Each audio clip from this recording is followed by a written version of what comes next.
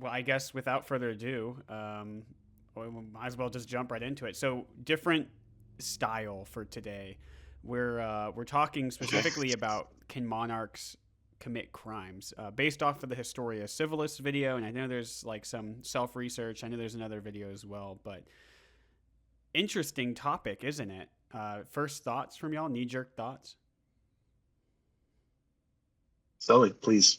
Oh, first thoughts was I've never actually sat down and given it much thought. And so it was definitely interesting, challenging, and frankly, very exciting to sit down and just mull over something that I haven't given much thought to. So I'm excited for this. I agree. Yeah, it's pretty dense stuff. I consider myself a nerd on the American Civil War, and so I thought, English Civil War, that'll probably give me some hints on how to better understand the American one. And really fascinating, very different, more drawn out than the American Civil War. You could argue there was two, almost three English Civil Wars back to back. So yeah, like Sully, something that I hadn't dove into very much, but very excited to go into it and talk about the civics behind it, because it really seems like one of those moments in history where the old merges with the new, and the masses finally find their voice after really just having the highest classes and then the peasants, if you will. So one of those bookmark moments in history that is worth us talking about. Yeah, I think both of y'all bring up really good points there. It's I really like what you said, the old merging with the new, because I think before learning about that subject, or really like a lot of history anyways outside of the US, like I think I had this conception that popular sovereignty is natural. But I think it's fairly okay to say that that's not always the natural state of affairs in a lot of places. Even looking back, like in time, like we see these societies that trend towards having a single sovereign monarch in place. And so for them to shirk that in England with King Charles in his subsequent trial and execution, like that, like there's no precedent really for that on that type of scale until then. And I think that is absolutely fascinating.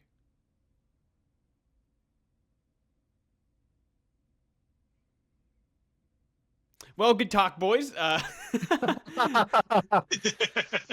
Yikes. Yeah. No, no, I go. I completely agree with that, and it'll be fun to get everyone's input. I know that we'll all probably have a lot of stuff to say. As the preacher says, I could write shorter sermons, but I find once I get started, I am too lazy to stop. So we'll see what kind of stuff comes up, and the parallels that we can draw between stuff that we've talked about in the past. So. Yeah, absolutely. Right. Well then, without any further ado, let's just jump right into it. I don't know. Did both of y'all also watch the trial of King Charles I video? I did. Yes. Yes. Okay. First off, good job. That wasn't part of the assignment, so y'all get extra points. If I could give out gold stars, I would. But second, I found a lot about that video really interesting. I think kind of the even some of the things that I don't think that you or I would give much thought to. I think it was like the first, maybe the second day of the trial. I think it was the first day of the trial, where the king was like trying to tap with his like stick, and it like the head of the stick, the crenellation of the stick, like fell off and hit the ground. It sounded like a musket, which everyone was super scared by. But nobody helped him pick it up. And to me, I think if somebody was doing that in like a modern court case or a modern trial of any sort, if they were knocking with their stick and it fell off and nobody helped them, I don't think I would think anything of it. It would just be like an awkward moment. But it's interesting the emphasis that was put on that nobody helped the king out. So, anyways, I didn't know Yeah. if y'all caught that or if y'all had any further thoughts on that. I think that's a fantastic detail that I'm glad that we get, because I'm sure history is riddled with cool details like that are symbolic, that people in the moment saw as symbolic and have been lost to history. But it's fascinating that that has remained in the story, because that's a pivotal example, or that's a perfect example of a pivotal moment of the whole trend of this situation being moving away from the popular monarch, and uh, kind of a a simultaneous F this guy by everybody on all these different factions. So because all these different sides, uh, they all wanted their own concessions, and they but they agreed in a lot of things, and that they had each had their agendas, but they were against what Charles was standing for and was expecting, and the expectation of them all to bow to him.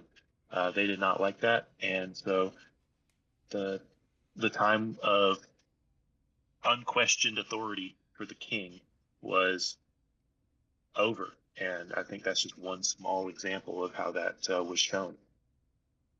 I agree with Ian on that one. It's interesting when you think about, so prior up until that moment, people saw their sovereign as divinely gifted by by God, that the divine right of kings, and so it's the old adage, you cease to believe in your gods when you see them bleed. Well, no one helping the king. It prior to that moment, people in their own hearts and minds, that was just what you did. Oh my God, the king needs help. We serve him, and it shows you this shift in thought, just the shift in someone's entire life of, wow, we can not only do we not help them, but there's no punishment. There's no one's here to lop off my head because I didn't serve my master, so to speak. And so I think it speaks profound words, and to your point, Wyatt, it is a very small detail, but it does speak volumes to the mental shift. And the entire paradigm shifted from the king is untouchable to, well, now he's just another person. And since he's a bad person, he doesn't deserve my help. Yeah, I appreciate you bringing up that paradigm shift, and I tried to think of something that could happen today that would so radically alter our view of really just how our maybe how our like leadership operates, and I struggle to find one, to be completely honest, something like so radical because I think just to me the idea that a king can commit treason, to me it seems obvious, but to them it was treason, textbook definition is crimes against the king.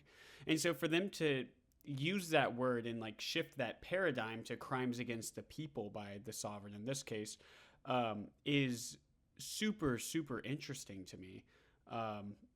Just it, not only in the fact that it like helped us get to where we are today with, popular sovereignty ostensibly being the way a very large portion of the world's population lives their day-to-day lives, but also, and to your point, Sully, to how what was once divine, or as close to divine as people thought on a person could be, is now just another person. In fact, we can even charge him or threaten to charge him with contempt of court. So very interesting.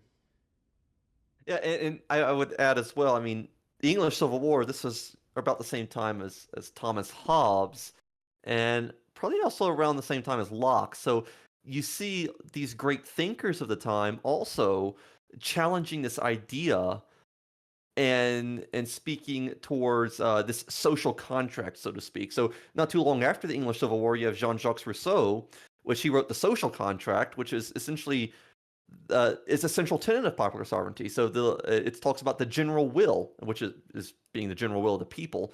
And so this, not just this moment of the Civil War, but that Civil War also lends better, you could say, lends to the argument that Hobbes, Locke, and Rousseau would write regarding this social contract.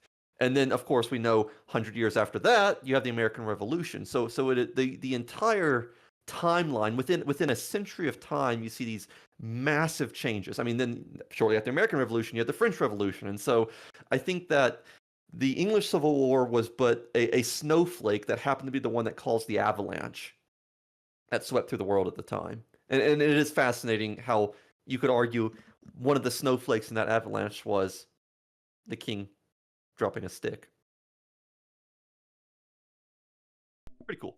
Yeah, it's pretty cool. I think also to Ian's point and your point here, like the fact that we have such a small detail recorded, I think that's just really cool from like a historiography like perspective. Like no one had to write that down, but they felt that it was important enough to write down for us to learn about. So that is to your point, they had to write it down. They couldn't. It wasn't like a recording everything that was said and done. It was someone took the mental effort and the time and the risk of missing something else to write this down to document it for all of history to know. That is crazy to me. They really put ink to quill. Yeah. Indeed.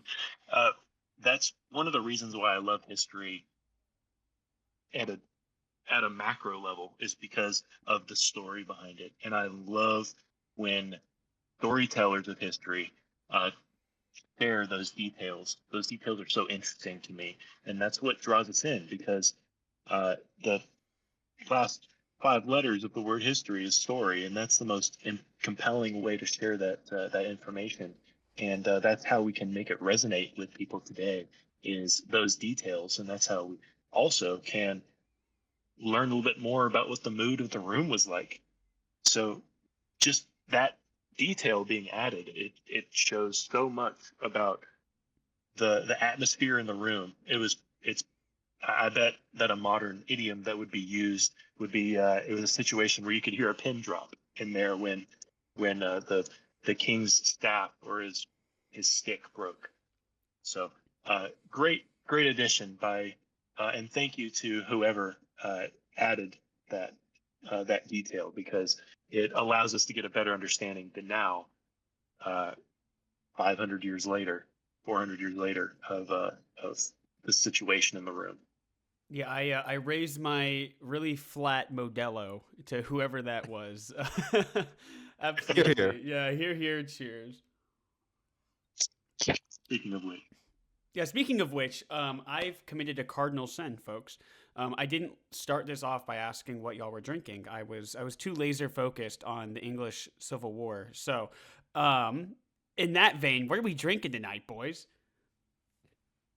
Well, I have Sully, be proud of me. I have a very simple Coors Banquet in my hand. It is cold like the mountains of Colorado. It's a 12-ounce can, so a little bit more on the bigger side, which should last me probably another 15 minutes.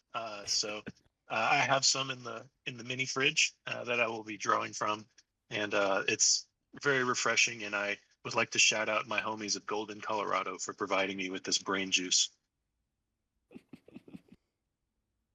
Oh, Coors sounds great right now. But I am feasting on a Miller Genuine Draft.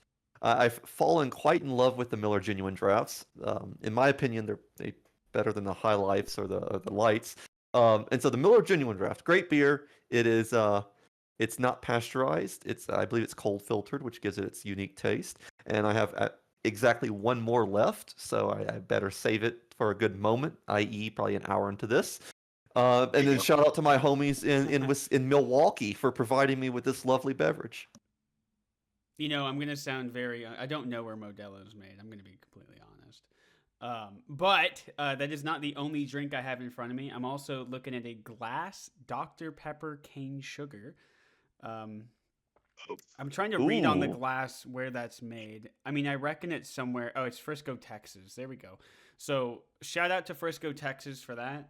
My Modelo is not in a can like normal. I decided to put it into like a little glass to be fancy. And then I also have water. So shout out to Ohio for the water. I appreciate it. And I think that's another thing that I think I really appreciate, or I've come to appreciate. I had to read a book called the History of the World in Six Glasses, and it was about 6 different drinks throughout time. And I think it's kind of cool that, like, if all things being equal, like, we could sit in a room with anybody that was in the room that, like, Charles the First was in during his trial, probably even Charles himself.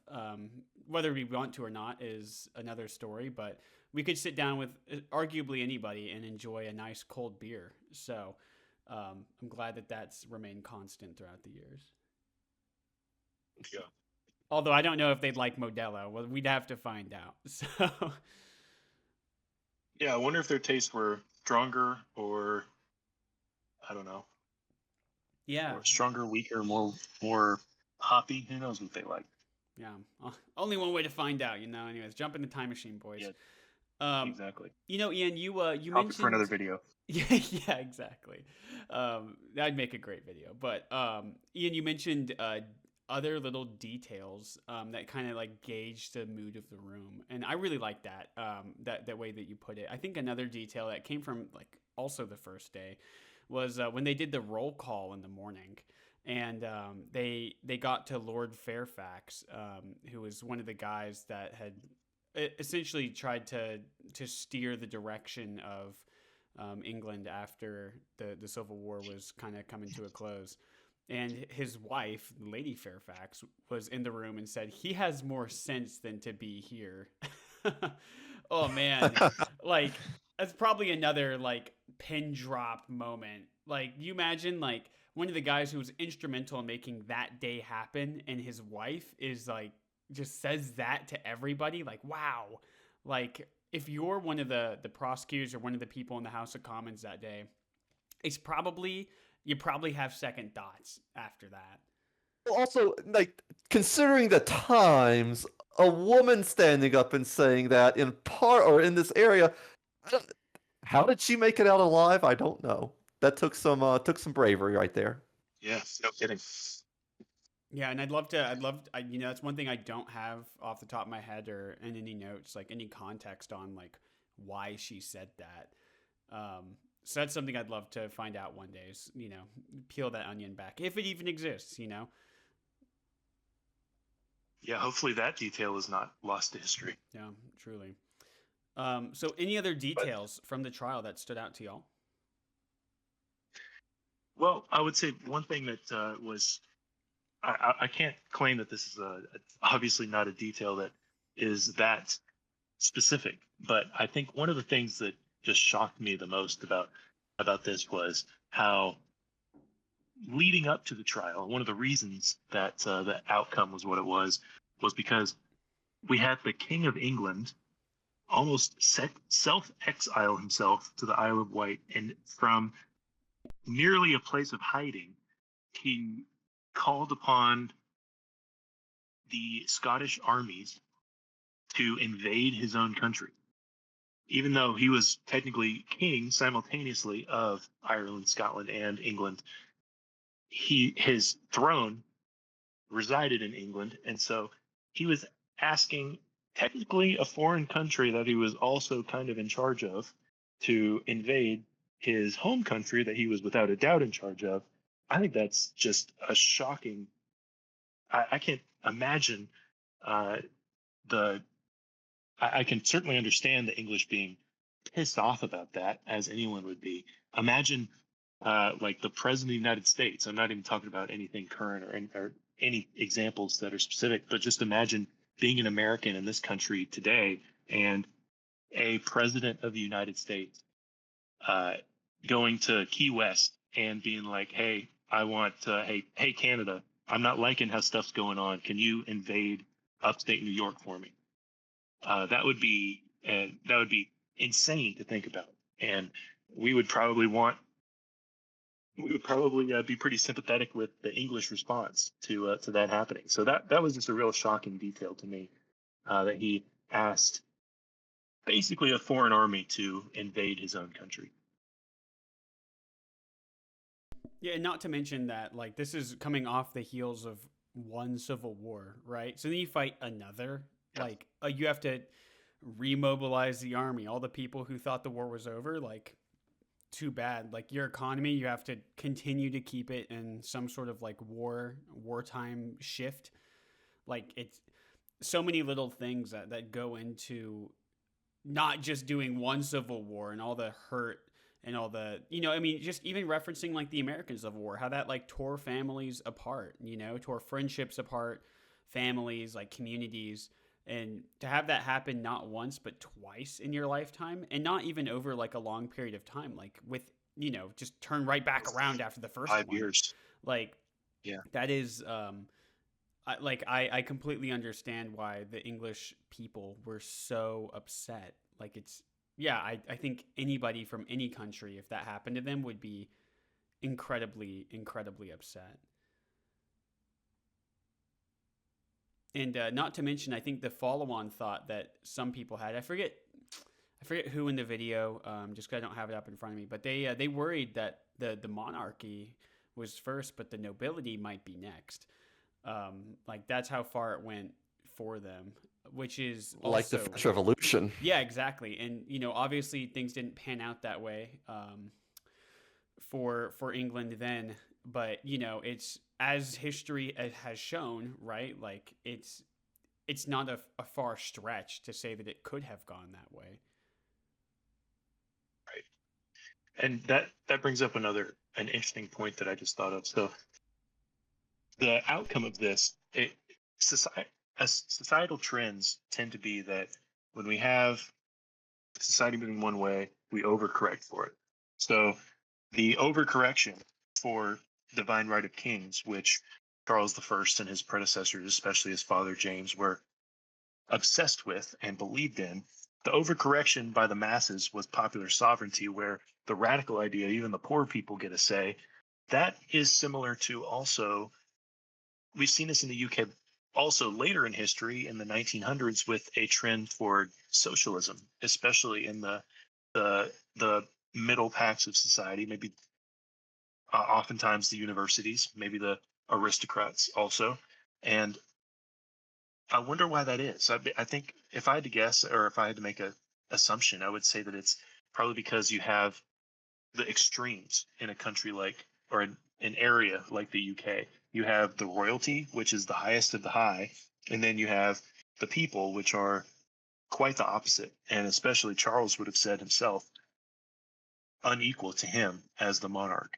So I think that you see more extremes in a situation like that, where you have so much power on one extreme and so much disproportionality on one extreme that you have the masses thinking that we need to overcorrect and go to where every man, every person has the exact same level of representation, which is a much better system, obviously, than one man having all the power in the system. But I think it's just interesting how we see the overcorrection throughout history, probably spurred upon by monarchs. And we see that in Russia too. That was a similar thing that happened in the Russian Revolution.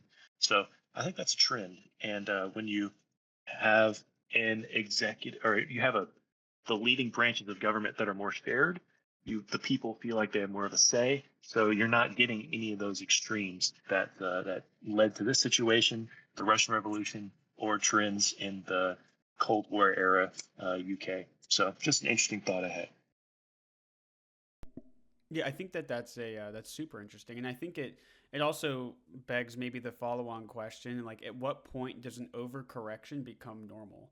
Because I think by pre Charles I standards, like the collective us in this chat, like our political views would have been radical. They would have been like so far out there to a lot of people that it wouldn't have been like feasible. Like we all believe in democracy, or like representative like democracies, and having like a constitution even.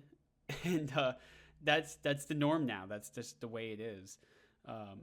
So I think that'd be really interesting to see at what point, like, does something that's like fringe become normal? And obviously I think you need an impetus to kick that off, and I think in our case, like, we can point fairly definitively to the English Civil War in terms of popular sovereignty. But how do movements like that gain steam. And I think to your point as well, Ian, like when you see that like trend towards socialism, like I'd be interested to know that it like whether they think it's just instead of like the popular sovereignty like stopping where it is in their day and their time, if that's just a continuation of the thought. Because in England that may have been true, but I think in some regards, like if you look at Russia, they traded out a czar for a dictator. So in some regards, like while the maybe the ethos of popular sovereignty continued, like the functionality of the government stayed in essentially a monarchy, but by a different name. Right. That's true. Under the guise of being a government for the people, it was a government for a top view. So yeah, a government or a monarchy by another name is accurate in that case. Yeah, but it's interesting how they could co-opt something like that, you know? Yeah, without a doubt. It's all a narrative battle, Yeah, absolutely. and so that's what we think. That's what we see when we look through English history. When we look through world history, world political history. We see the same trends.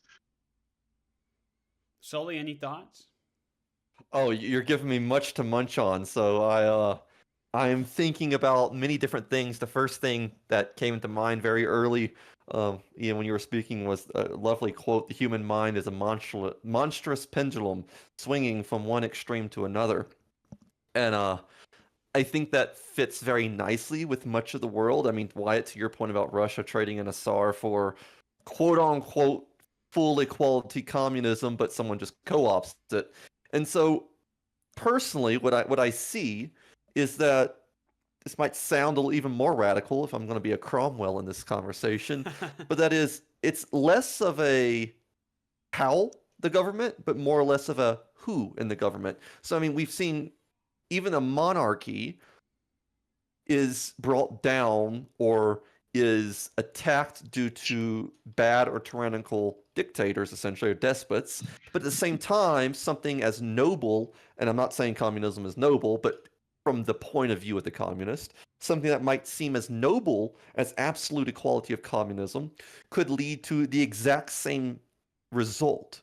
And we could even see this in some democracies where you have populism, for example, which is extremely infectious, but can lead to the same thing, a legitimate dictator, you could say.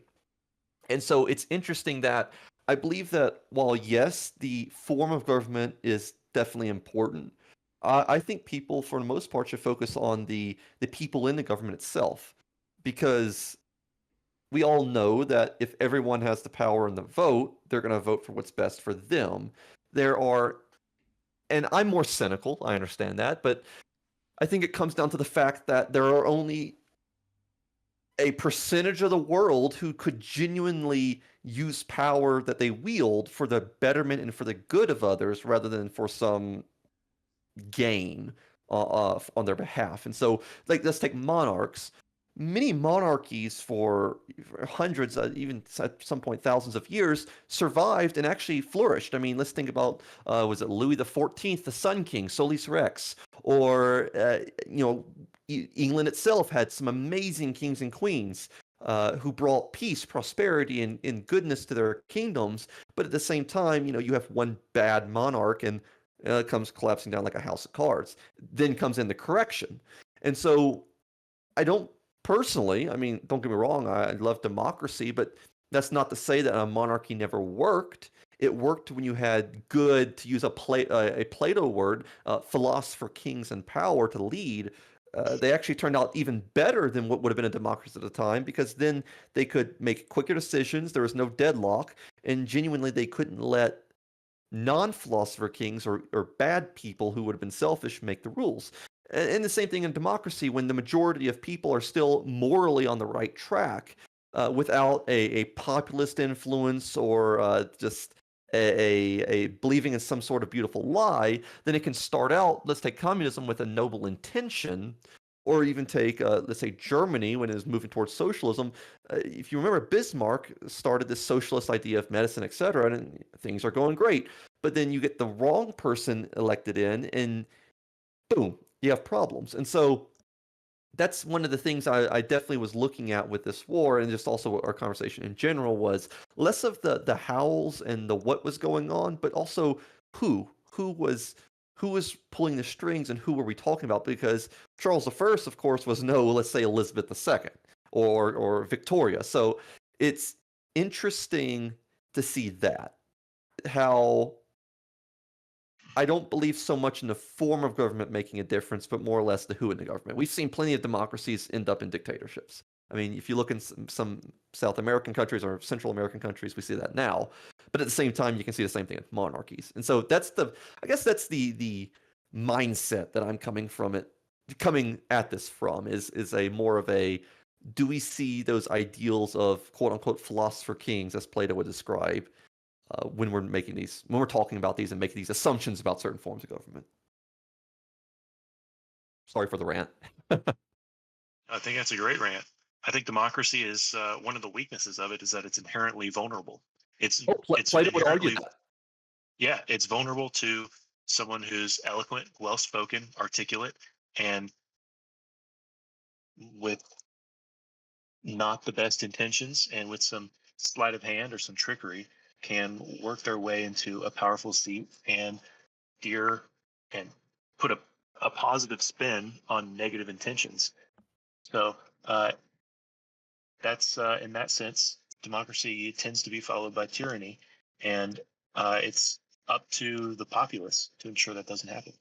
And Plato would agree with you completely. I'm not sure if both of you are familiar with Plato's Republic, but of the 5 forms of government, he put democracy last. I mean, of course, below that's absolute tyranny, which is horrible. But he said democracy is one of the worst ways because of those inherent weaknesses in its bureaucracy and its ability to be corrupted by so many points. Because if you have smaller class of rulers or smaller class of voters, electorate, so to speak, then there are less points where that poison can infect society.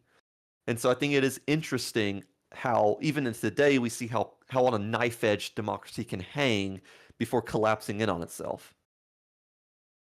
Sure. Yeah. No. Absolutely. And I think honestly, the first thing I think of when I think of a democracy or whatnot like falling is I think of Republican Rome, and how quick that was. You know, they Sully, something that you mentioned when you were talking is like how there are in cases legitimate dictators.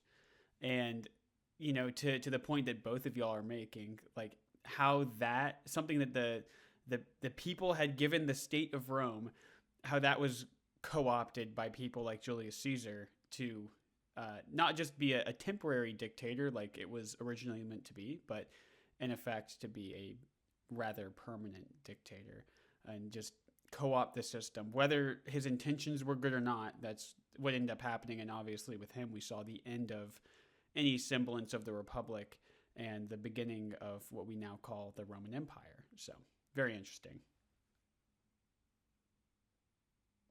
Oh yeah, much to learn from Rome for sure.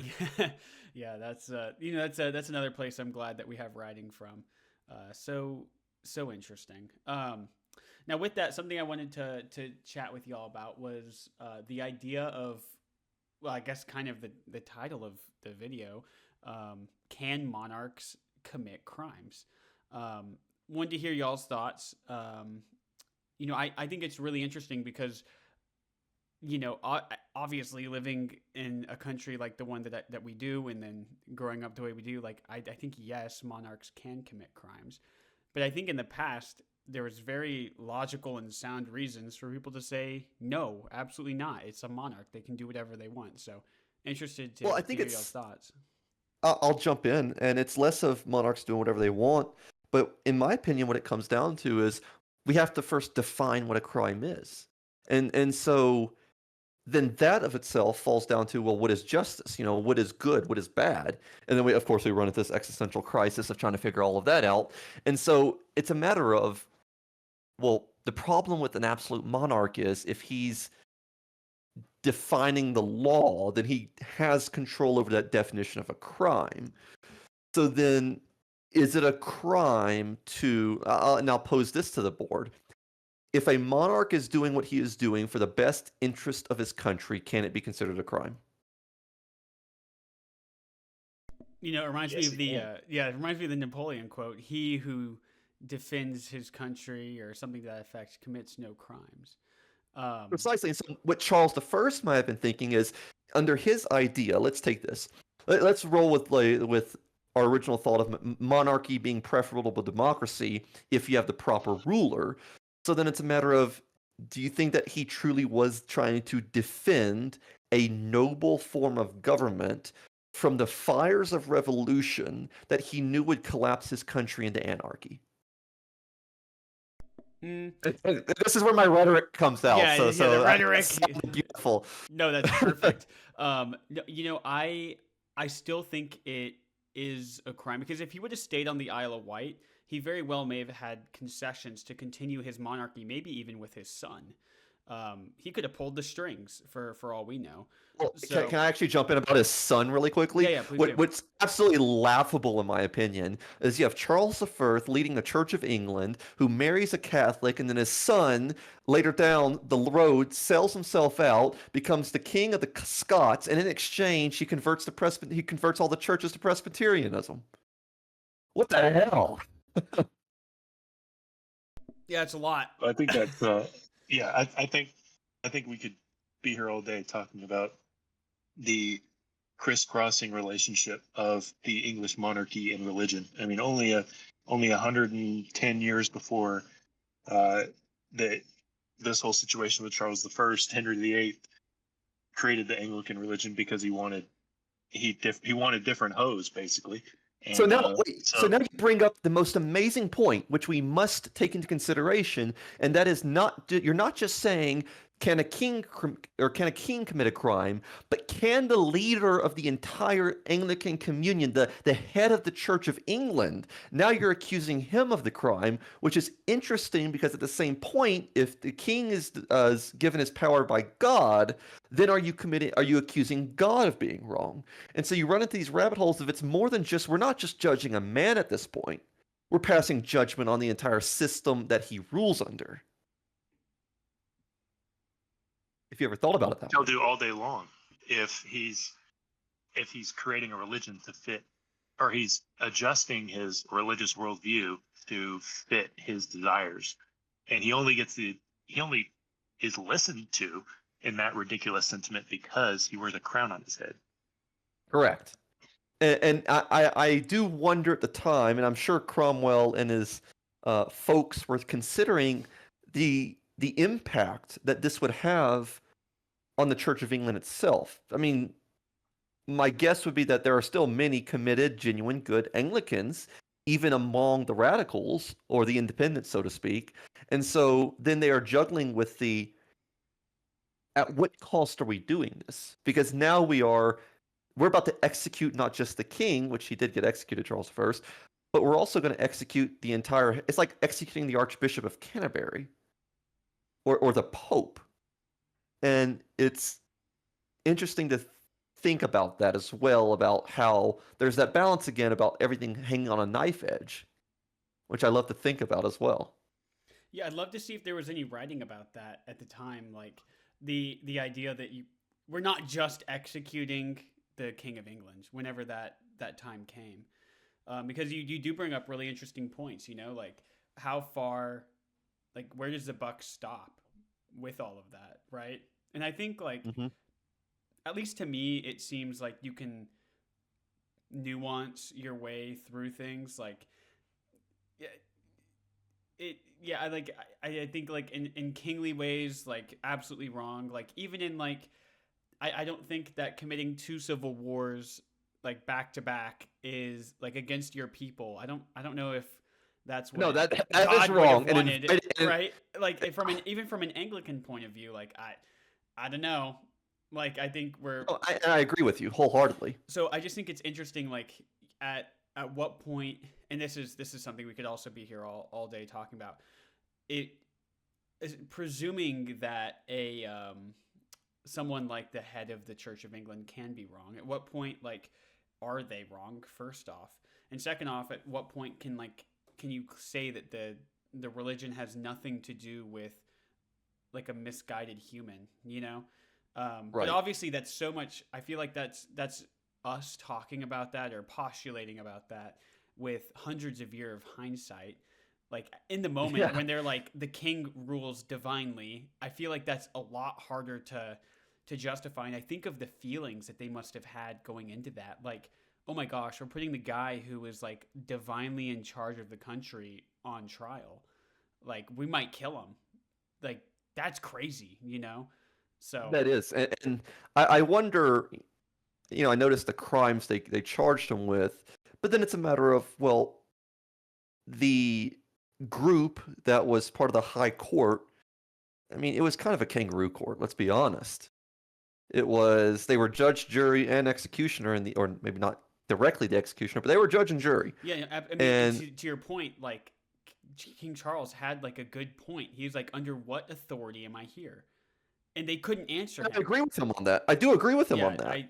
it's true. He was not there under any like established by legal precedent authority. I think they had authority in other ways, by in the fact that they could legitimately, I think, claim that they were there on behalf of the people of England. But Right. at the time, that And was then not a legal precedent. You can't find And that then in also- any law book, right? the biggest issue that I think also occurred is the bypassing of the House of Lords.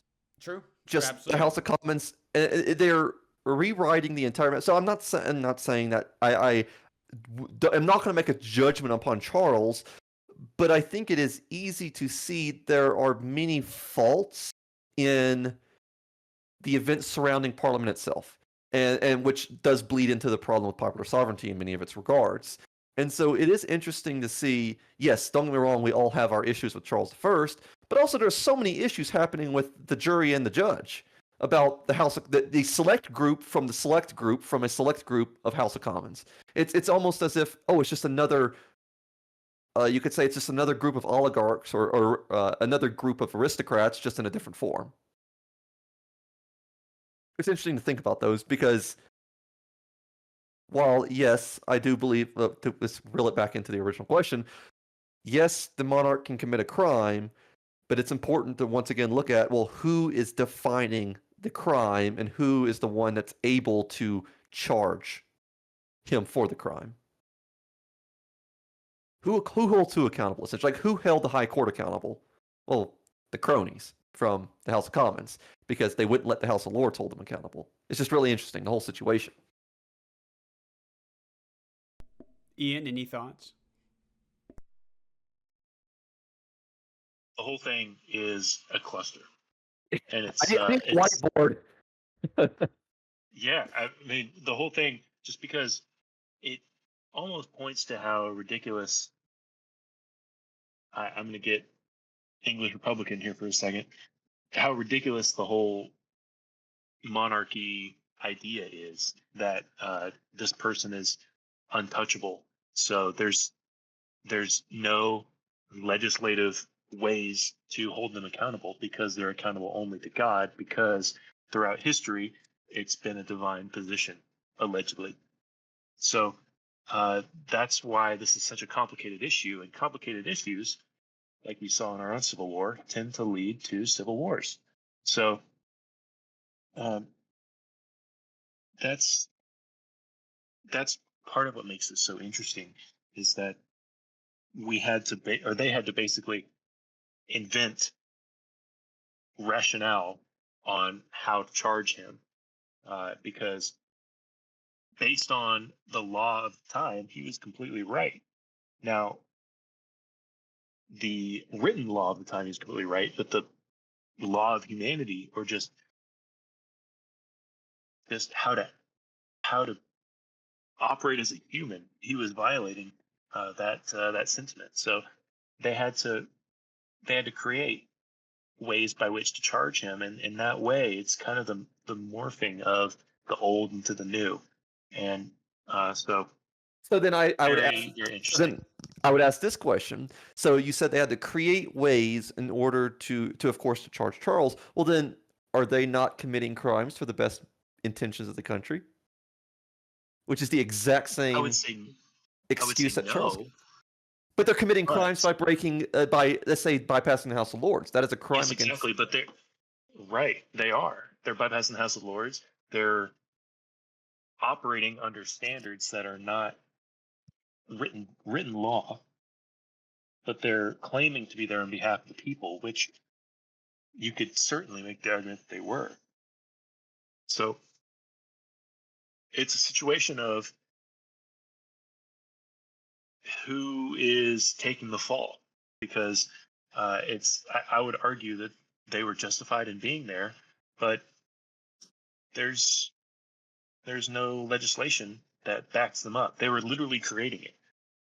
So Yeah, I think a controversial situation, no matter how you look at it. Yeah, I think first, absolutely controversial. I'm sure anyone could argue anything to back their point, but I think I would probably agree with Ian here, like to what you were getting at, Sully. Like, no, there was no legal basis for them being there. So yeah, technically they were criminals.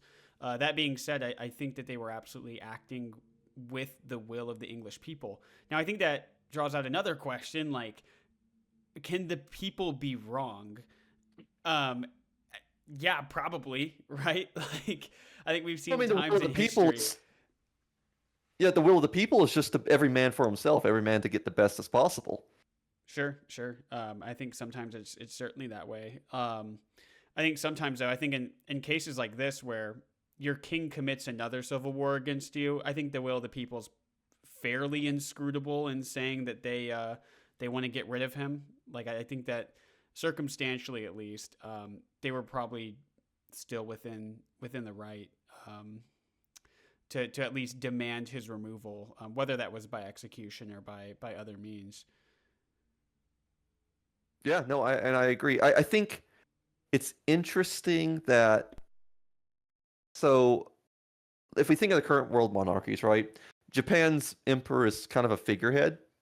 The only true monarchy that it has lasted for 2,000 years, the only true absolute monarchy, happens also to be the only non-hereditary monarchy. That's the Pope, essentially.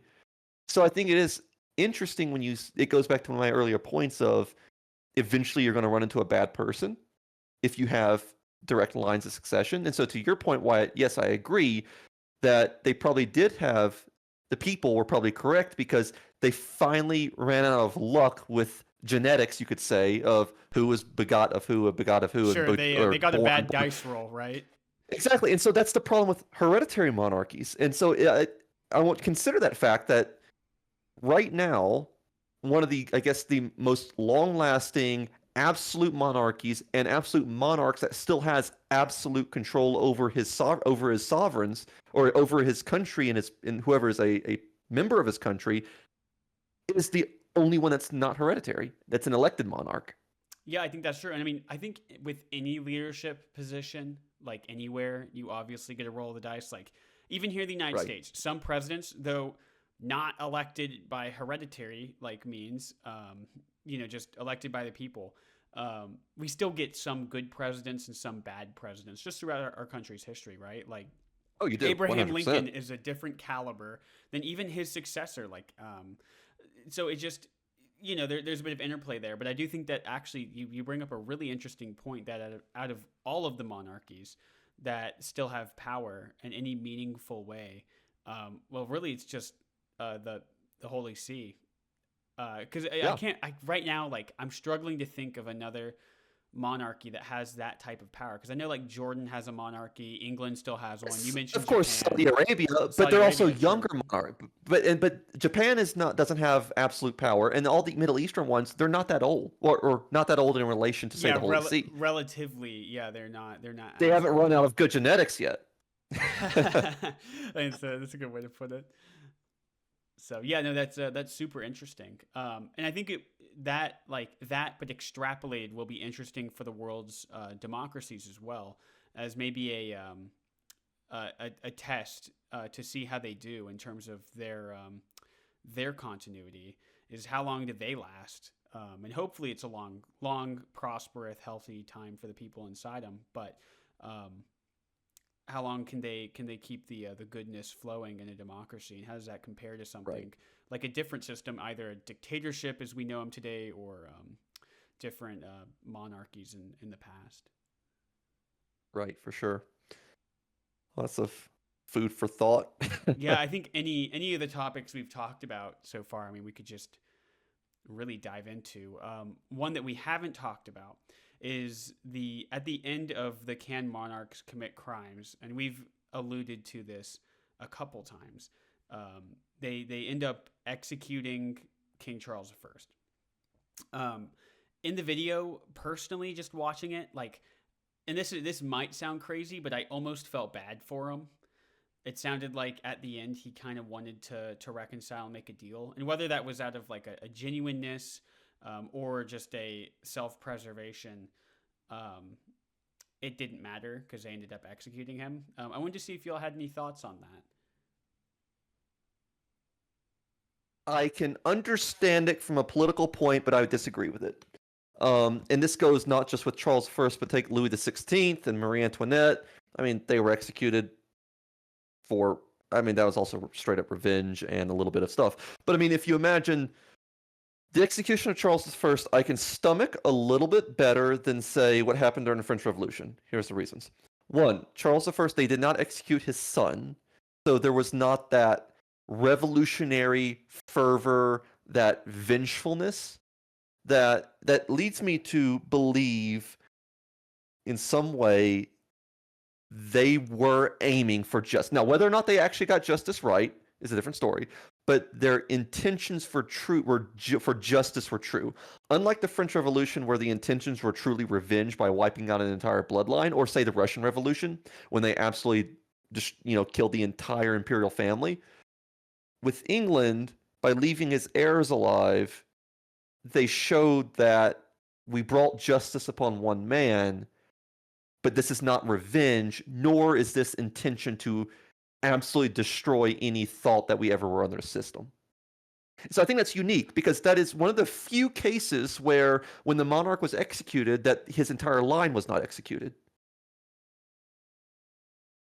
Which is interesting to think about. But do I agree with his execution? From a moral sense, no. From a political sense, leaving him alive was very dangerous for everyone involved. So it's murky. Yeah.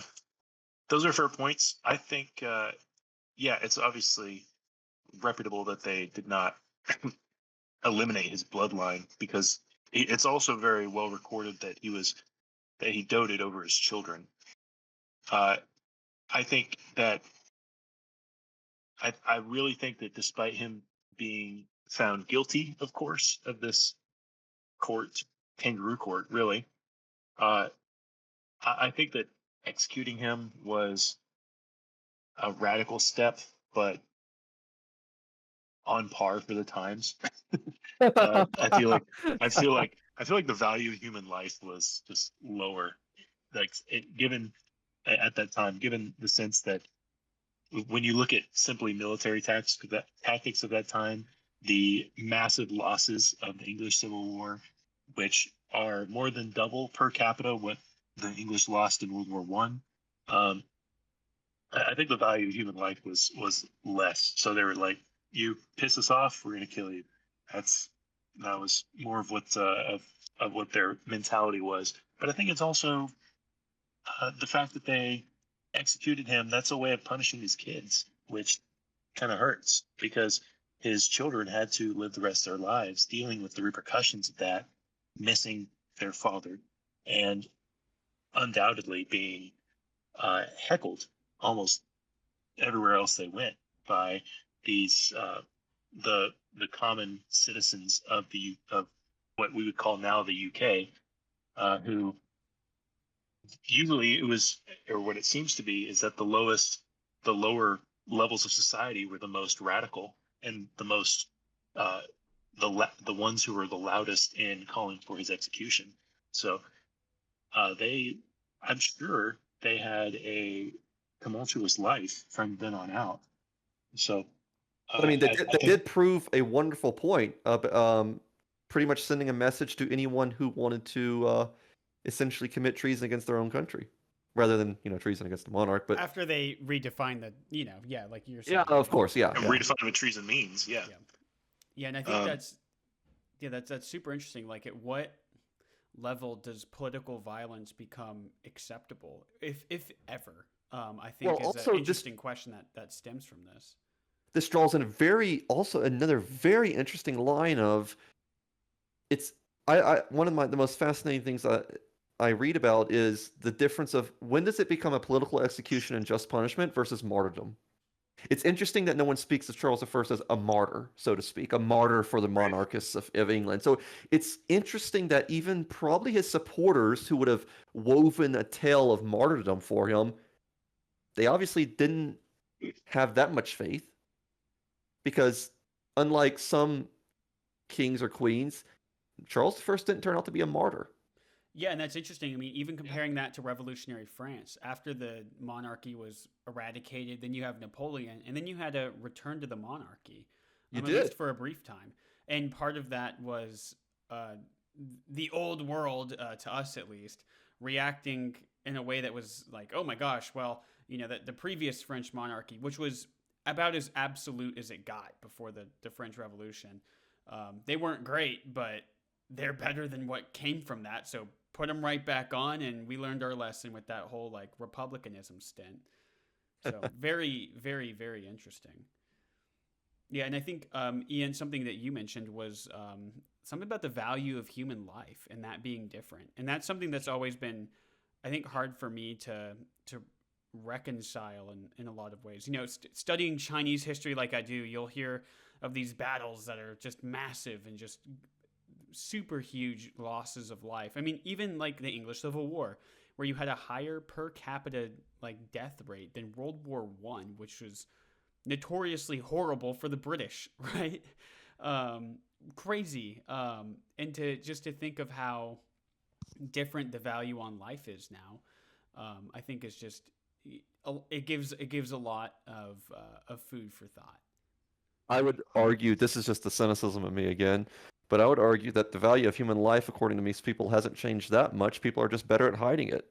Interesting. And they just Expand devalue on human that. life. And oh, dude, don't even get me started. That takes us down a political tangent about how people treat other people that I don't know if we have the hours in the day to talk about. Fair. But I would expand in this in a point of, okay, so the value of human life being in, let's say, these times, all the deaths we've been talking about are military deaths, right?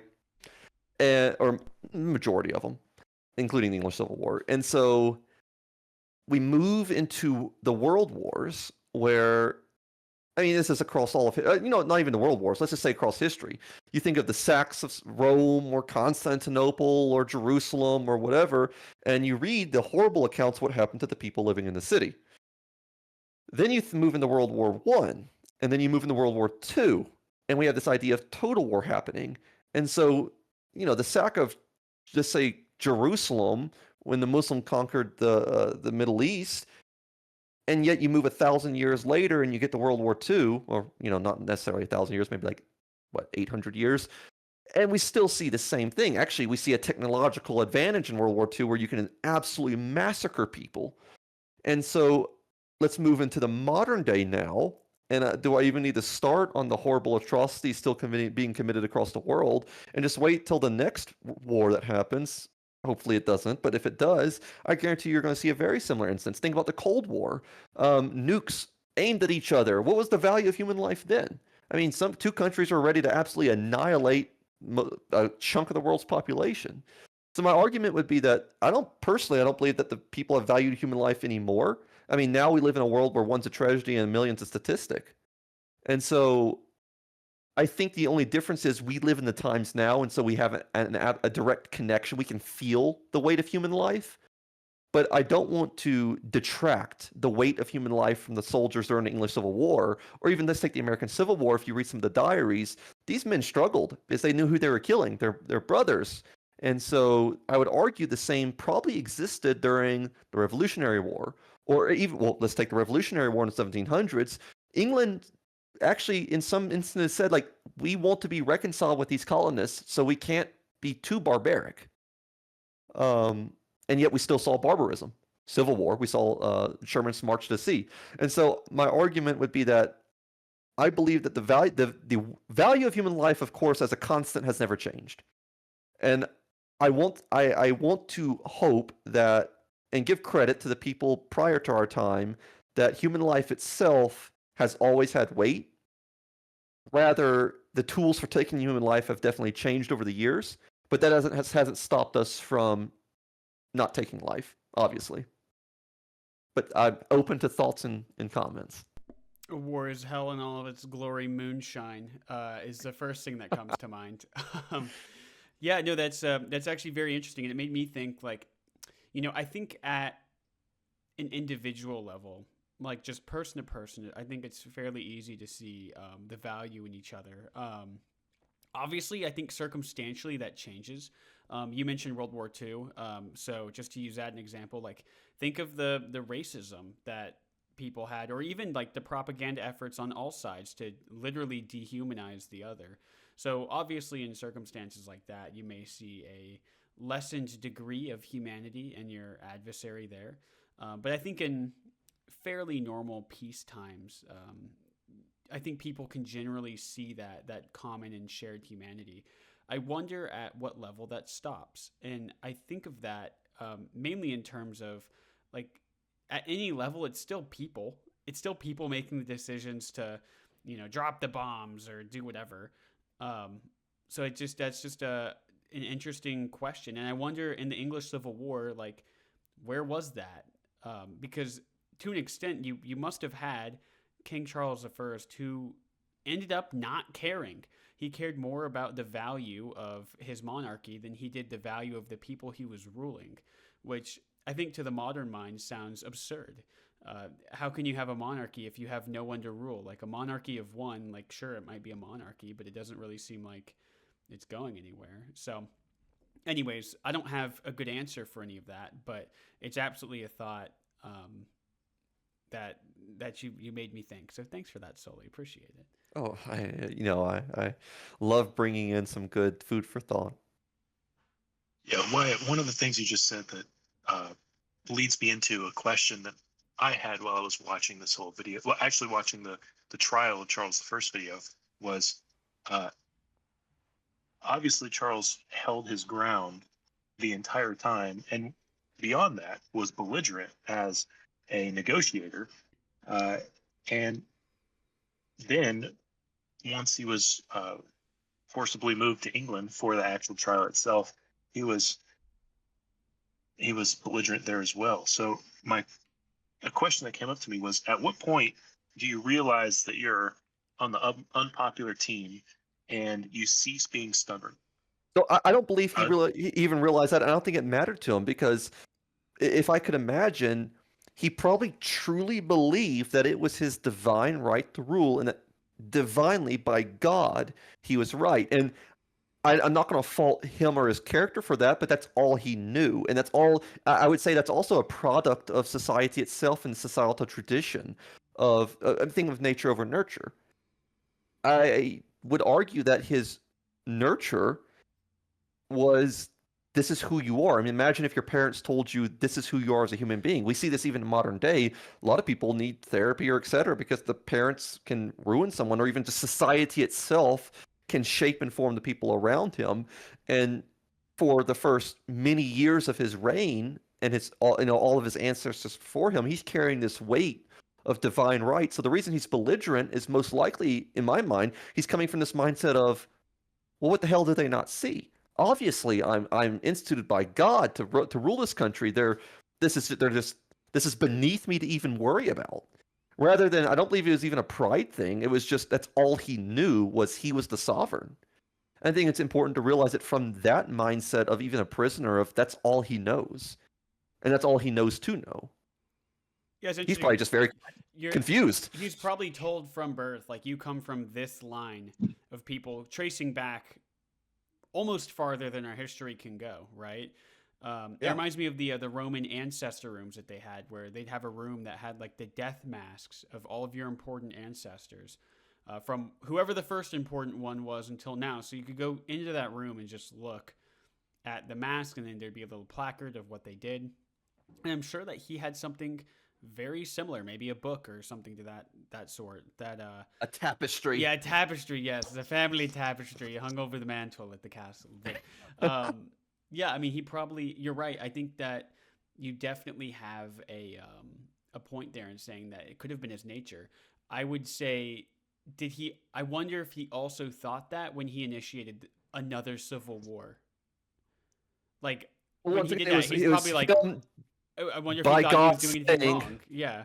yeah, by God, I have to do this to save what God intended for Great Britain, for God and country. You know, it's well, Yeah. and we can allude this to say something like the Crusades, where yes, there are some horrible atrocities, but the same thing is no, this is what God divinely has intended.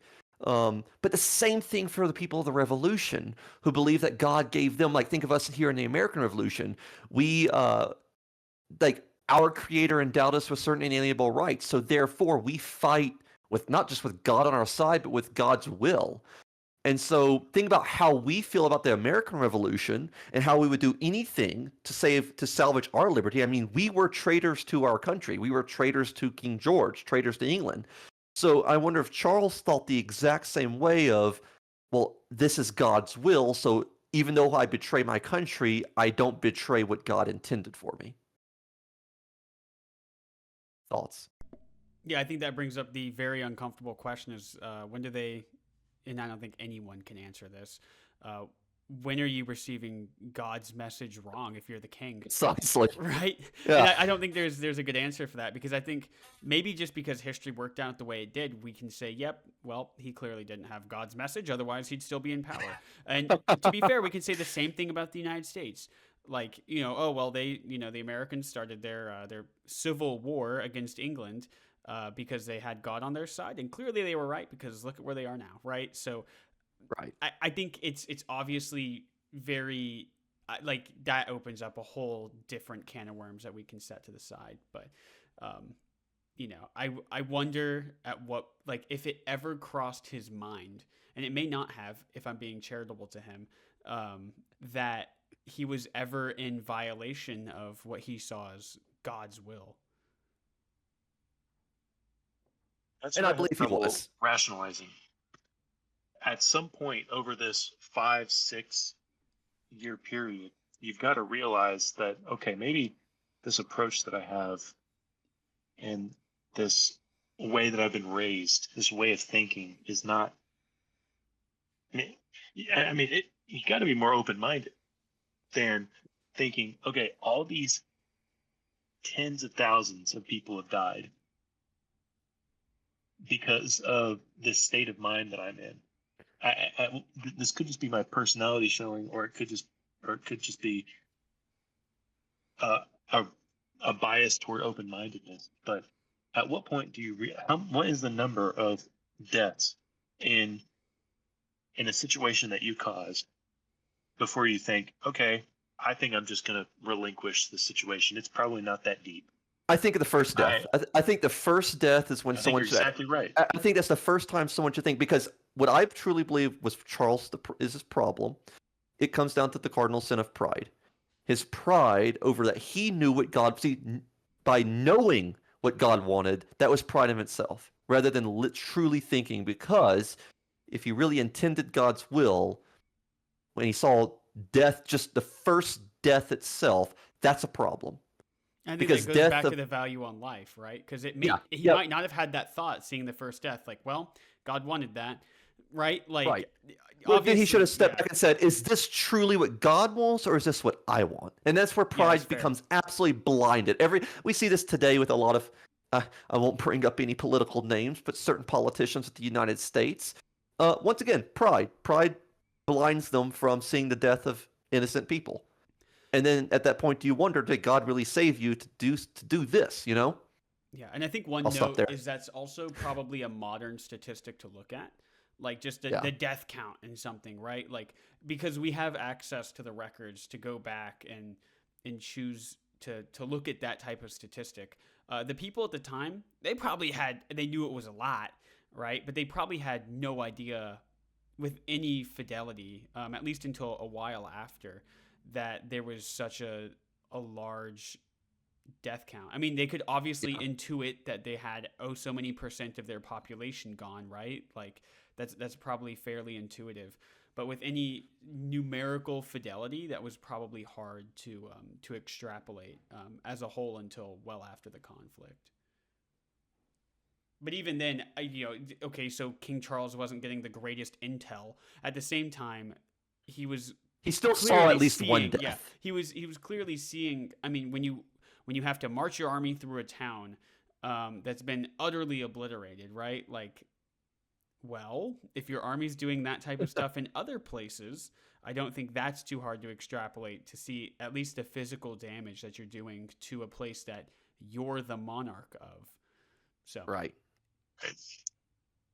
And then it comes down to, in my personal opinion, I was actually chatting with Ian a little bit about this, stewardship. So even if you believe in the divine right, let's say God puts you on a throne. Let's take even I've been giving this a lot of thought considering the last papal election, but that is the point of being a leader is being at its heart a good steward. And so to your point, Wyatt, after you see, or in both of y'all's point, Ian, after you see death, or you see the results that this is having on your people, a good steward would think a little bit differently than, well, I must continue this, and double down, essentially. And I think that's where Charles lost his way, is in that, and this is how most rulers lose their way, is that a ruler is chosen, hopefully, or divinely appointed. I don't care how he becomes ruler, whether it's God's will or whether it's chosen by the people. The entire purpose is for him to be a steward of people. He's being entrusted to be a steward of lives. And that's where Charles made his big cardinal sin, was he's not accepting his charge and carrying out his charge of being a steward of his people, which is also another facet of kingmanship or just sovereign that we need to take into account. Is I like to, whenever I look at leaders, one of the first things I judge on them is, are they being a steward to what they were given dominion over? I'll stop there for comments. And the answer for him is no, because he allowed his country to devolve into a cataclysmic civil war. And twice, almost thrice. Exactly. Yes, exactly. Yeah, precisely. I'm looking over that whole decade, just a 6-year period of destruction and grief on an unprecedented level, before or since. And I think that to remain that stubborn through all of that tells me everything I need to know about the man, as far as I'm concerned. Now, I stand by what I said earlier, that perhaps executing him was, I think just removing him from power would have been enough, but sign of the times, they wanted his head. So, but also as equality. If any common man had committed murder, for which, or even treason, which is what Charles was charged for, a murderer would have been put to death. So I think it's, in a way, once again, I don't agree in death itself as an execution, but it's poetic in that not only did they bring down the monarchy, but the very first act of this new thing was true equality of, just because he was a king doesn't mean he escapes the same justice that any person would have received. And I think it's interesting now. I'm looking at Parliament's website about the trial of King Charles I. I think it is, to an extent, poetic that he received that fate. But 11 years after the trial, the monarchy was restored under Charles II. And the bodies of Oliver Cromwell, John Bradshaw, and Henry Ireton, reading from the website here, were exhumed and their heads stuck on poles on one of the hall's towers. Cromwell's remained there for more than 20 years. So it's interesting too how, this whole trial, this whole can monarchs commit crimes, that's created such deep and profound and meaningful questions for people, and I think it's decided a lot of modern history. It wasn't even universally accepted then. even after the trial was done and King Charles I was like dead in the grave. 11 years later, Charles II, hey guys, and let's exhume the people that did this and humiliate their remains. So very interesting. That I think you might have mentioned it solely, but talking about how the human heart is kind of like a pendulum at times, because clearly in ancient, I say ancient England, I guess more like medieval England, it was also a bit of a pendulum there as well. It was, and it's I thought that was also fascinating how quickly England reverted back to its roots of monarchy. Of course, there were some stipulations. Technically, they're a constitutional monarchy, so at least there's no absoluteness there. So you could say some good came of it. And though they couldn't execute Cromwell and his coterie, they could at least do something similar to what they did to Charles, a public shaming, so to speak. So Charles was publicly shamed through the beheading or his execution. I think was he beheaded? I can't remember. But the same thing. Cromwell, they couldn't execute him, so they said, well, what's the next best thing? Well, we're going to make a point of them. So in a similar way, they made a point of Charles, railing against the absolute monarchy, and then this new monarchy made a point against the radicals, against full democracy. Everyone's making points nowadays. There was this thought at the time that there was a desire for a monarchy. People wanted to have that person to look towards, that grandiose leader.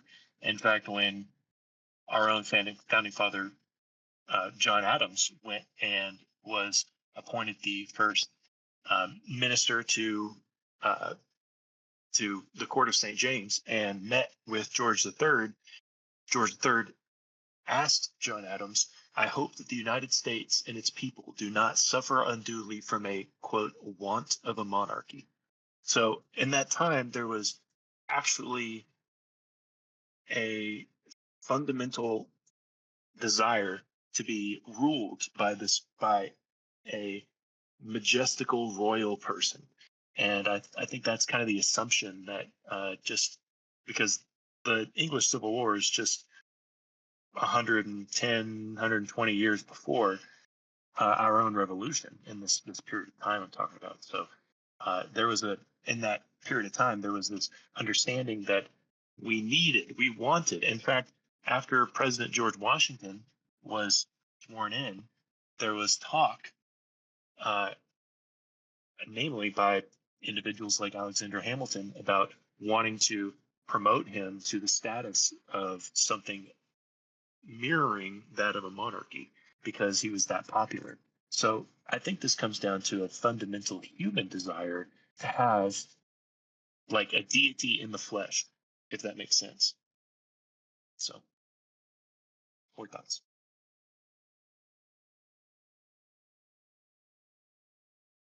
Yeah, I think that's I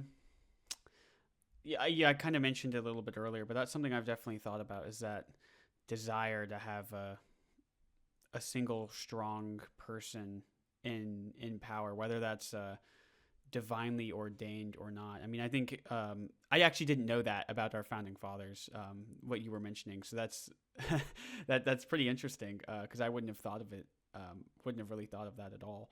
But just through some of the research I've done with all of the different societies from way back that have that single person, in most cases what we would recognize as a monarchy, whether that's through a dynastic system in China or a tribal leader, like kinship succession. Like, it's really interesting that we look for that one person. And honestly, like, I'd say to an extent we're not so different now. Even here in the United States, like, we all talk about the president, whoever that may be, is kind of the end all be all. So interesting points, Ian. I appreciate that.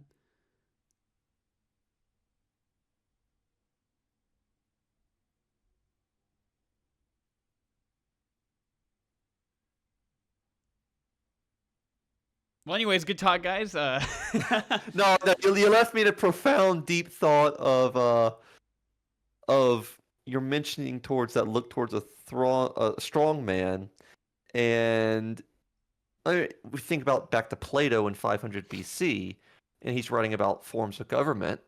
And what is interesting is just this idea of government, period. Um, Anarchy never works. And as human beings, there's always, since the dawn of civilization, been this desire to be ruled almost. To have someone lead or bear a bigger responsibility. And I think that's actually quite fascinating how, as people, we've gone from, okay, this is our king, we're just going to let him lead, to now let's elect someone to lead for us.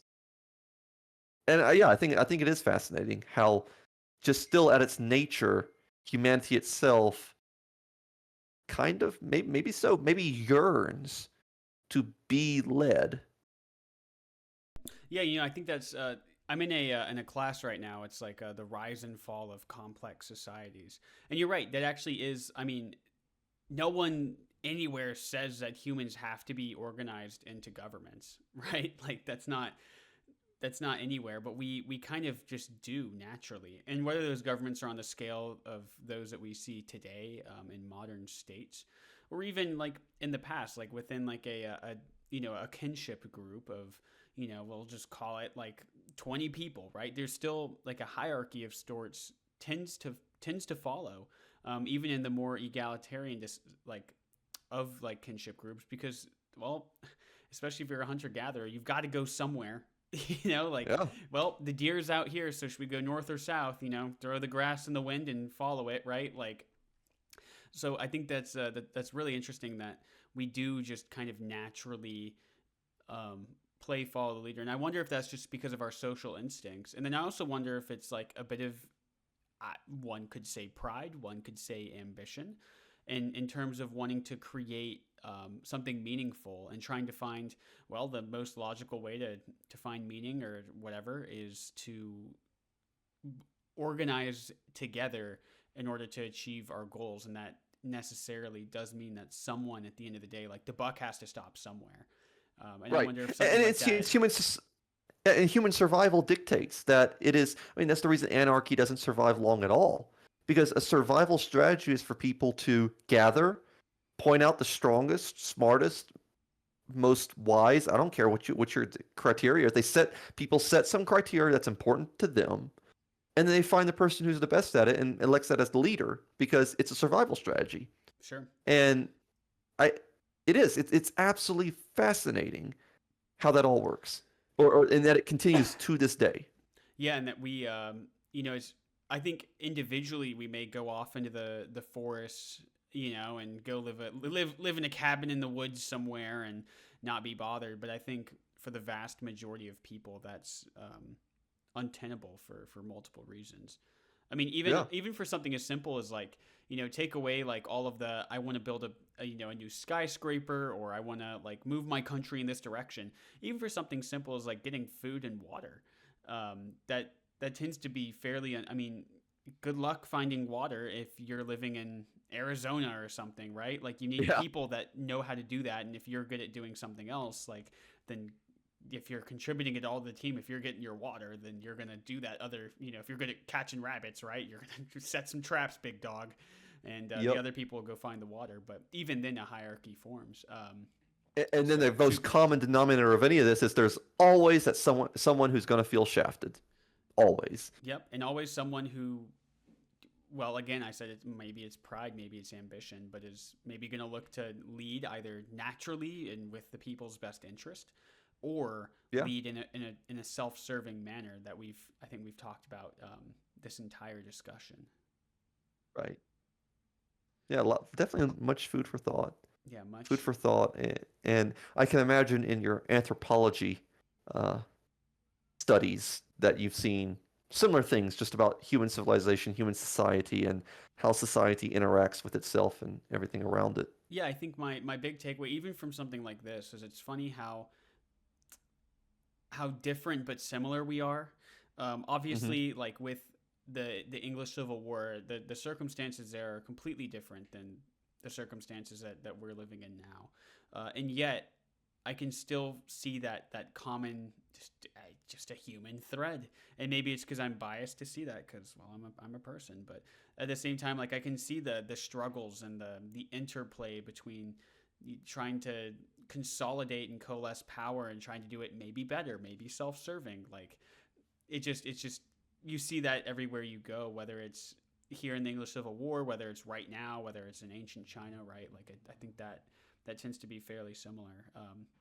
And so I think honestly, just even though like a situation like the English Civil War is horrible, I think in a way it does point out our similarities, because I think lessons that were learned then absolutely can be applied now, for multiple reasons. So where were we? Sorry, power outage. Well, I was late to the party myself. The very moment that I gained the ability to jump back in was the moment that I lost power. that your power went out. So Sully, we just need you to somehow get technologically disconnected, and then. well, I can go. I can just flip my breaker. There you go. It's funny. Oh yeah, can kings commit crimes, right? Yeah. So, I think as we're starting over, everyone has to start over. I hope you remembered all your thought points. Yeah, let's like write those down really quick. But honestly, I think we've talked a lot, and I kind of want to give some space for y'all to formulate a thesis one way or another. Can kings commit crimes? Either a yes or a no, or a maybe so. But when you give y'all space to whoever wants to take it first, give their opinion with the context of everything we've said tonight. Well, do you think that kings can commit crimes? Do please. Ooh, okay. I'll try to keep this under 42 minutes. So, can kings commit crimes? As a straight answer, I would say yes, with a great deal of thought behind it, and much more than just might originally thought. And in my opinion, the ultimate crime that a king that sums up any crime that a king could commit that he should be held justly for. And in my opinion, there's only one crime, and that is not being a good steward. That is the ultimate crime that any leader, in my opinion, truly will make. Now, what is it? Now, once again, defining a good steward, that, in my opinion, depends over on what's being stewarded, of course. So let's take Charles as the king we were talking about, Charles I. He did cause the needless death of many innocent people, and he did put his entire nation and therefore his people, the people he was supposed, even if whether or not he was ordained by God or man to rule, what he was supposed to be steward over, he neglected. And he did not explore all the avenues for reconciliation. So therefore, I think in his case specifically, his crime was that of not. Now, the punishment, that's up to the people. I'm not going to make the judge. I'm not the jury on that one. So, or the judge, excuse me. So I think that, yes, the crime, can a king commit a crime? Yes. Well, his crime is not being a good steward over his kingdom. And we see that, and the reason why I'm willing to say that is we that can be applied to any and every, I don't care if it's a kingdom, an empire, a democracy, a theocracy, whatever. All of it starts typically when the elected monarch is no longer a good, capital G, good, true, and beautiful steward of whatever he has either been ordained or elected to govern. Any questions? I think we would all love if I had some fantastic other oratory to go on that came from a totally different direction and put it even better than Sully just did. But I can't. I completely agree. I think that the most important. I think that being a leader ranks you below the people you're leading, and Charles I, clearly had a concept of leadership that it was a bow down to me situation, and I think that goes against the the the genesis of being a good leader of people. People don't want to. People revere people that are above them in any sense, but they don't have a general respect, like a natural. I will follow you through thick and thin. Just someone who clearly thinks that they're better than them. So I think that he had a wonderful opportunity to, despite his upbringing and his social status, to bow down and say, "I serve you. It is my pleasure to serve you." But he did not do that, and I think for that reason he he lost his credibility as a leader long before he lost his head. And I actually want to add on just a little bit more, Ian. I loved what you said about it puts the leader below the people. And I'll take two extremely different leaders at two extremely different points in time. And we can see, let's take Abraham Lincoln, there's stories of him just speaking with the everyday soldiers, or even at the time, African Americans who were looked down upon.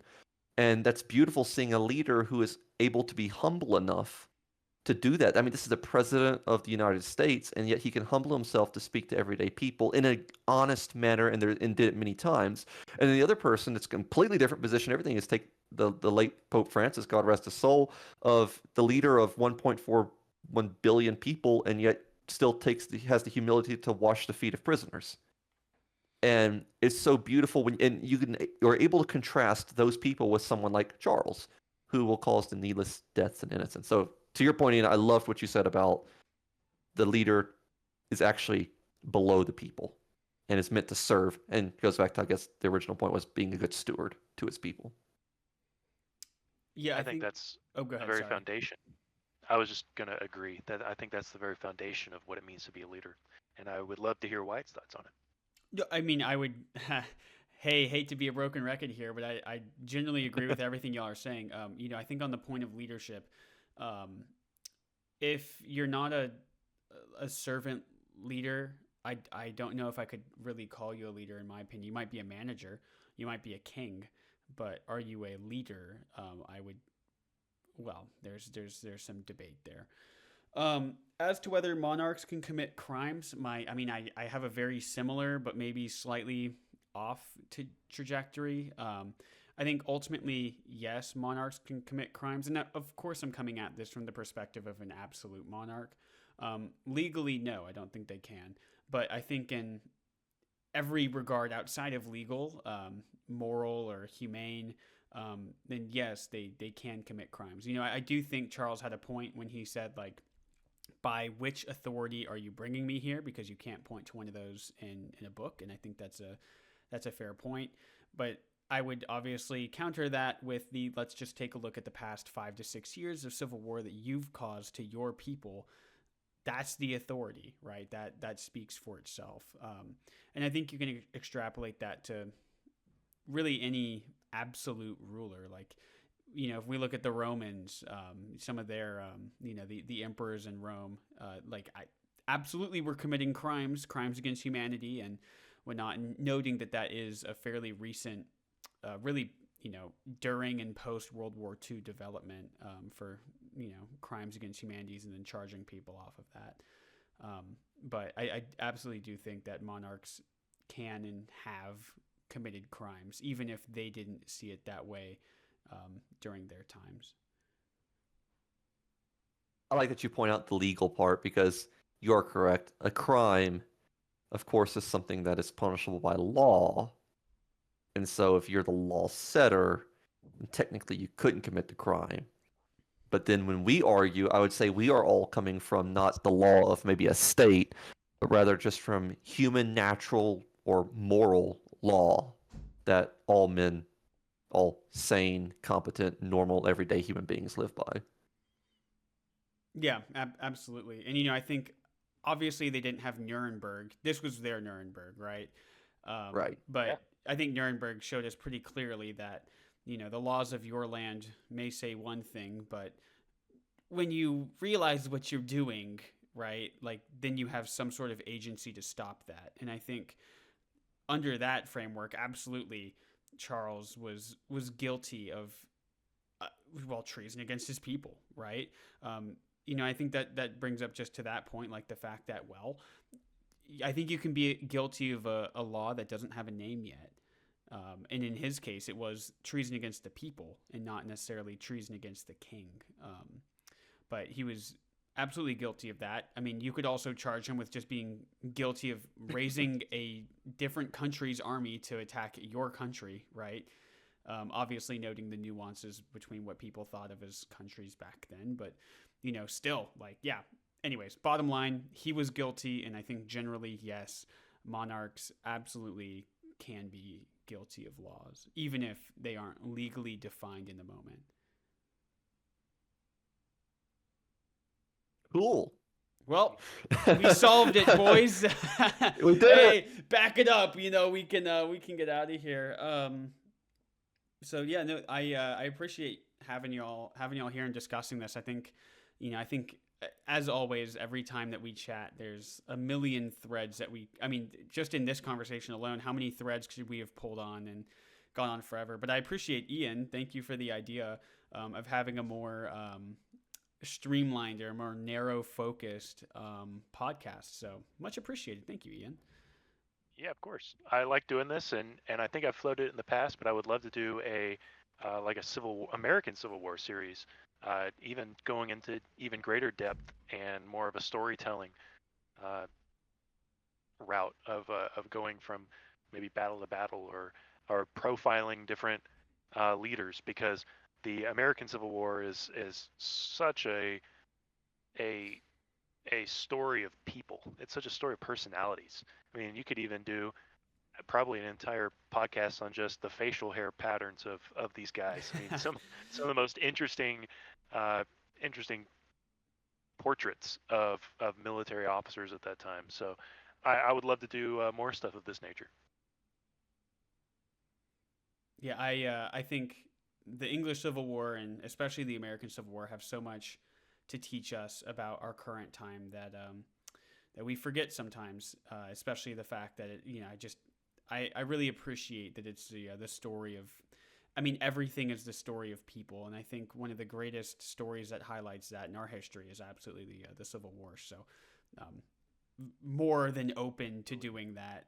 So yeah, thank you, Ian, and of course, Sully, thank you.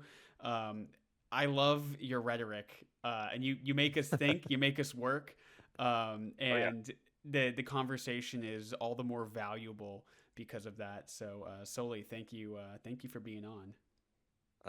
Thank you for inviting me. I always enjoy some good thought-provoking conversation. Yeah. So, and let me take just a second to say, and thank you, Wyatt, for stoking the flame of the spirit of this conversation, and for your YouTube channel that we love so much. I'm always flattered by both of you. So thank you both. With that, I end all my podcasts this way, and y'all are more than familiar with this by now. But gentlemen, books and or movies, y'all got any recommendations? What are you reading now? And do you have any recommendations for the class? Ian, start us off. Okay. Well, just this afternoon, I finished. This is telling for me. I mean, maybe, but I closed the last paragraph and completely finished Fighter Pilot by Robin Olds, Colonel Robin Olds. So that was something that I had been reading on and off for a while. I'm the kind of person to be in the middle of several books at once.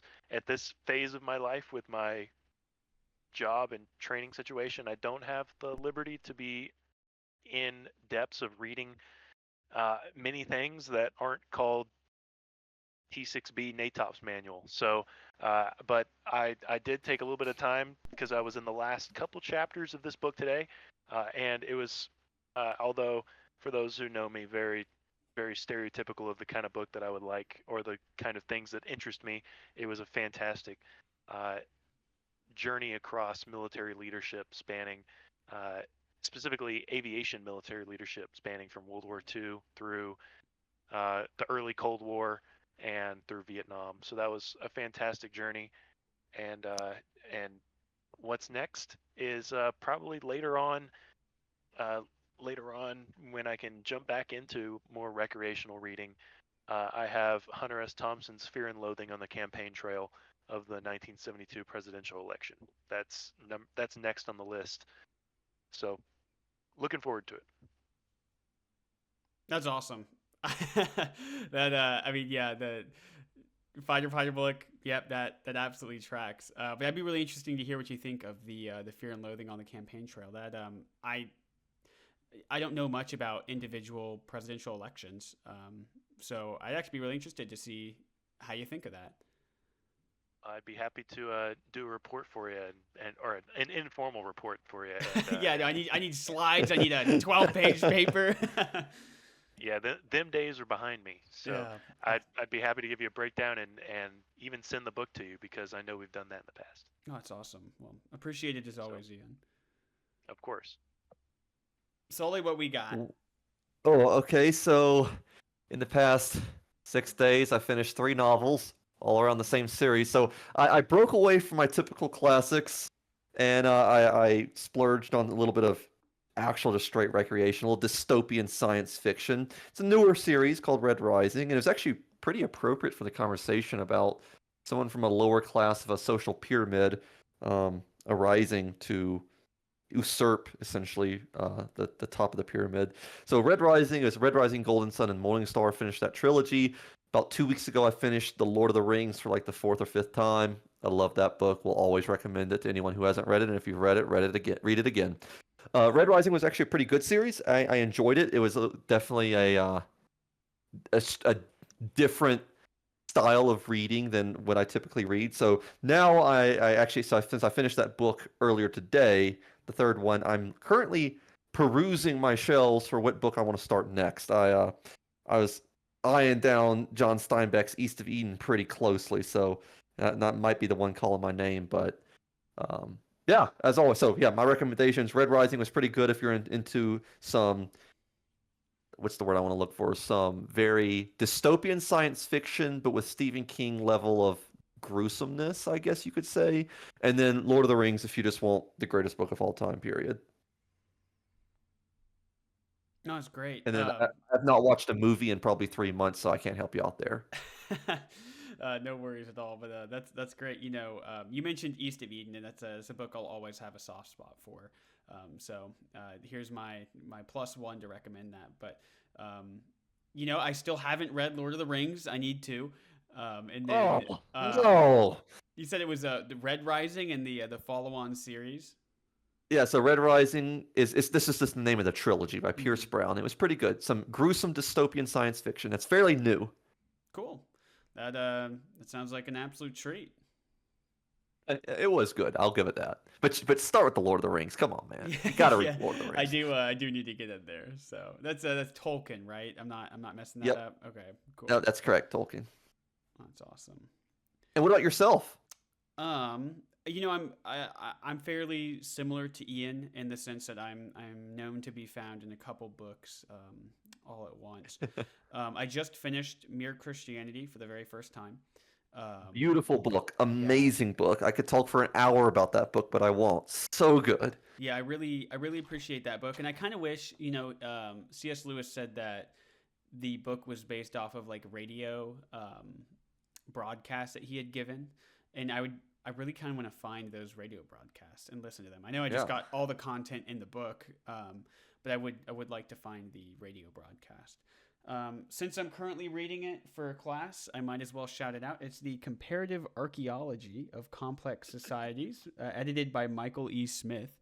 That one's been, I guess I just finished it today for my class, so that's been a very interesting book. It takes you know, a look at, well, comparative archaeology, which is how do the findings at one site compare and contrast to the findings at other sites, and that is way too broad of an oversimplification for what this book does, but very interesting look across space and time at the rise of complex societies. So very, very, very good book. Appreciated that. And then one that I am going to read soon, getting back to my roots with China, it's called Autumn in the Heavenly Kingdom. I think it's by Stephen R. Platt. But it talks about during the Qing dynasty, so the last official dynasty in China before the nationalists and then the communists took power. But it's about the Taiping Rebellion during the Qing dynasty. So something that I've always wanted to learn more about. Largest Christian rebellion in all of history happened in good old China. So very interested to learn more about that, and I hear that it's a good book to learn more about that from. So, but that's it for me. But, gentlemen, as always, this has been nothing short of an absolute pleasure, and I can't wait till next time where, hopefully, we're talking about the U.S. Civil War. Yeah. I'd Yes, love sir. Awesome. Sounds Well, fantastic, gentlemen. until then, Until boys, next time. be well, take care, and we'll see y'all next Yes, time. sir. You too. God bless y'all. Bless. Absolutely. Adios.